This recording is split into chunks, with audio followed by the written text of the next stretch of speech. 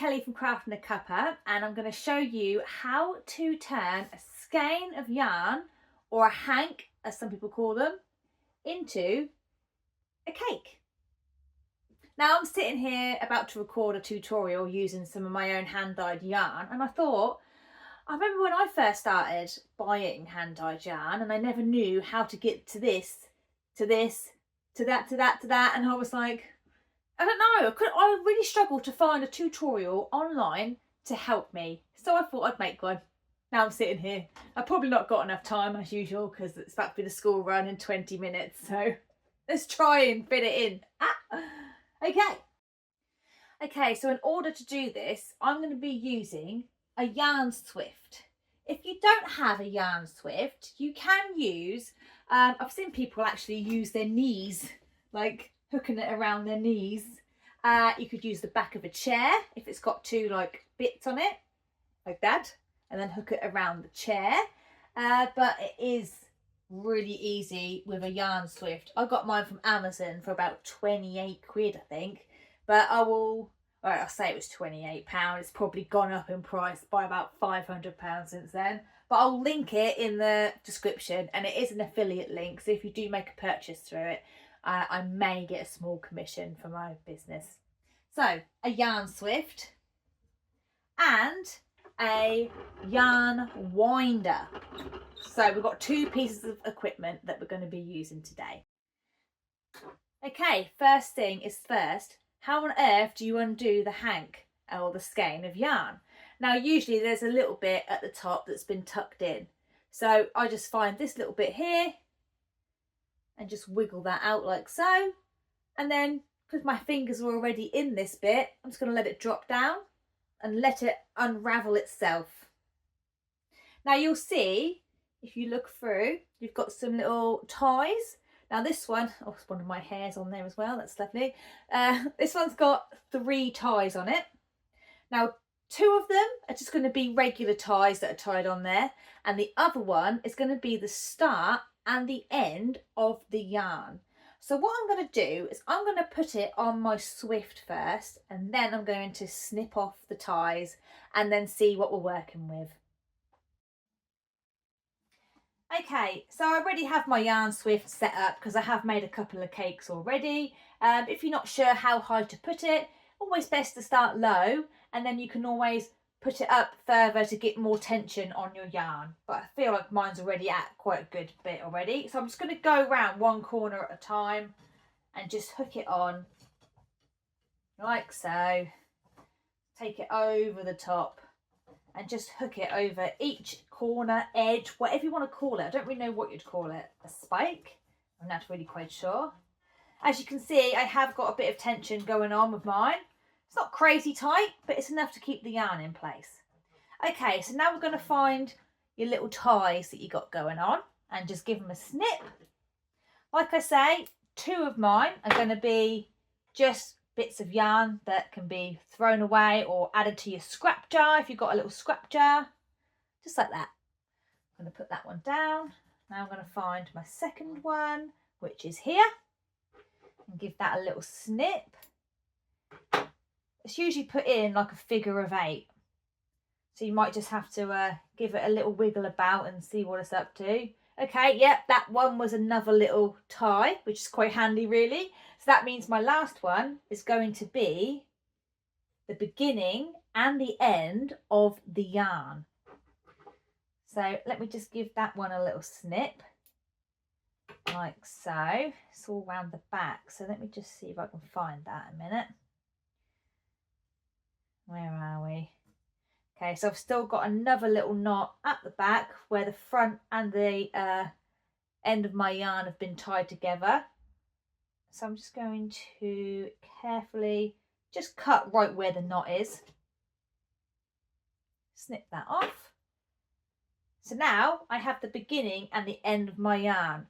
Now what we need is the pieces, or at least one piece, to be on the outside, so that when you're pulling on the yarn and it's feeding into your yarn winder, it's pulling straight from the outside and it's not coming from the inside, because if it's coming from the inside, you've got more chances of getting knots.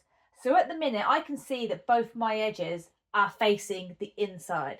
So what I'm going to do is I'm going to flip my yarn around so that this side at the back is going to be facing this side. And I'm just going to twist it just once, like lift it up like that. I'm going to go around and make sure that all of these strands are this way facing and that we don't have a twist going in it like this because it's twisted here. So I'm going to twist that one like that, because if it's got a twist in it, then that can also cause knots. I've got to be honest with you though, do you know what? I shouldn't say it, should I? I shouldn't really say it, but I've always had a good success rate with doing this. I've never had anything major happen. Touch head, touch wood. Why did I say that? I bet it's going to go real wrong now I've just said that. It's going to go real wrong on camera, which is great. So where are we? I've got myself... Have I gone too far? Because I've been talking. Have I gone too far? Yeah, I think I might have gone too far. Also, my yarn swift is very noisy. Yeah, look, I went too far. Good job I noticed. So, yeah, make sure that all of your yarn, excuse the noise of my yarn swift, is going all the way around. I can see that that is fine. There are no twists. So, now we have two pieces. Which one do we go with? So what you need to do is have a little pull on each one really and see which one you think is going better than the other one. Now looking at mine, I can actually see that this strand that I've got here, although it's hanging on the front here, is actually going to the back. It's going back inside. Whereas this piece here looks like it's on the front side, I'm going to call this the front side. So I'm going to pick this piece. If they both look like they're on the front side, well then just pick any one that you think really, that you think is going to work best. But this one I can see is kind of wanting to go back in the back section behind here. So what I'm going to do is I'm going to tuck that in behind as best that I can so it's not getting in the way. Tuck that in there like that.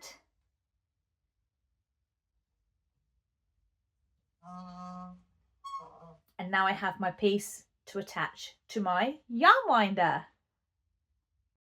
Right, so I'm now over at the yarn winder. I'm going to grab that piece that I just had. And it just depends how your model is. They all might be a bit different, but I have to like hook mine in a bit round the back here. Just this little bit, you kind of hook it around. I've got to do it with both my hands though, so it's a bit hard for me to show you. But let me just put that back down a second. Wriggle that round there. And then just slot my yarn into my swift. Now, not my swift, because I'm working between two different things. Into my winder. Okay, now my one, I have to go clockwise. Yours might be different. I used to have another one. Oh my gosh, it was terrible. It was like a nicotine brown colour from the 70s.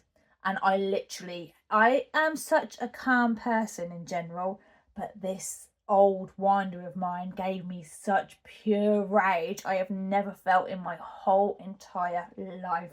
I'd be like, oh, I'm just going to quickly wind some yarn. No. Like, it would get stuck under here, it would chew it all up, and I'd be like, why are you doing this to me? Why? So I upgraded and got this one, and it's amazing. Okay, so mine I have to go clockwise. Now I'm just going to turn it just a couple on my own. I say that, look, now it's kind of popped out. Hang on. I'm just going to like guide a bit of the yarn around it just to secure it. Otherwise it can just pop out real quick, kind of like what it just did a minute ago. Just a couple of turns, like so. Now we're ready to go. Okay, so we're ready to do it. I'm just wondering, I think my yarn swift is going to be crazy noisy, so I do apologise if that noise sends you over the edge. It does me a little bit, but I have kind of practiced myself to block it out.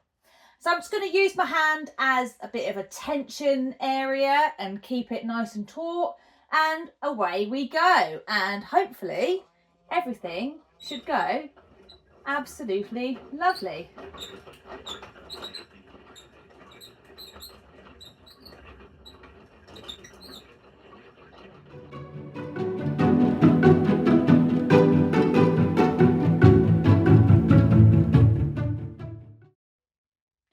didn't quite catch the end of that, but it literally went on absolutely perfect. Haha.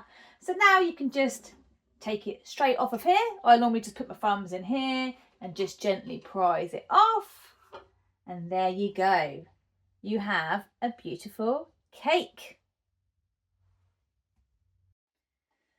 So that's it. I hope that helped you in your hour of need if you needed it, because I know I needed it a few years ago and I just couldn't find nothing.